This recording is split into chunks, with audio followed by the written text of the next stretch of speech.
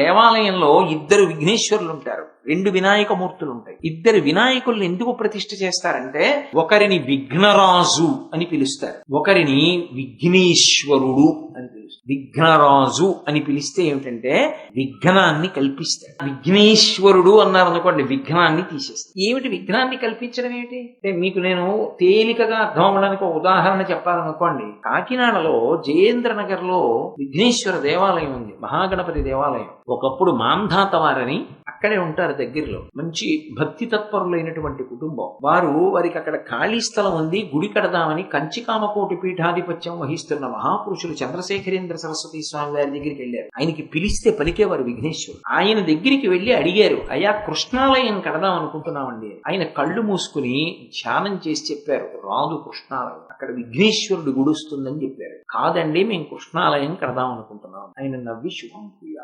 ఎంత ప్రయత్నించారో రాలేదు అక్కడ కృష్ణాలయం. ఆఖరికి మళ్ళీ మహాస్వామి వారి దగ్గరికి వెళ్ళి, అయ్యా మీరే ఎటువంటి విఘ్నేశ్వరుణ్ణి పెడితే బాగుంటుందో అటువంటి మూర్తిని చేయించి ఇప్పించండి అన్నారు. శిల్పిని పిలిపించారు, విఘ్నేశ్వర మూర్తిని చేయించి ఆయన ప్రథమ పూజ చేసి వ్యాన్ ఎక్కించారు, తీసుకెళ్ళండి కాకినాడ ప్రతిష్ఠ చేయండి అన్నారు. ఎండ మండిపోతోంది, పట్టుకోవాలా ఒకళ్ళు వ్యాన్ లో, పట్టుకోవడానికి ఓ మనిషి కూర్చోవాలి. ఎలా?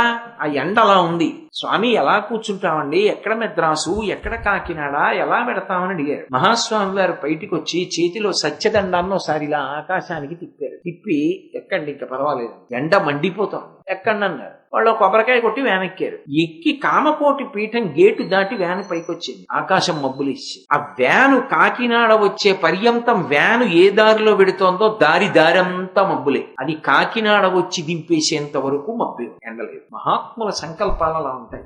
ఆయన ఎక్కడ రావాలనుకున్నాడో అక్కడ వచ్చి తీరేడంతే. ఏది జరగదని తెలుసో అది జరగదని తెలుసు కాబట్టి అసలు వెళ్ళనివ్వడు. ఏది జరుగుతుందో తెలుసు, దానికి వెళ్ళనిస్తాడు.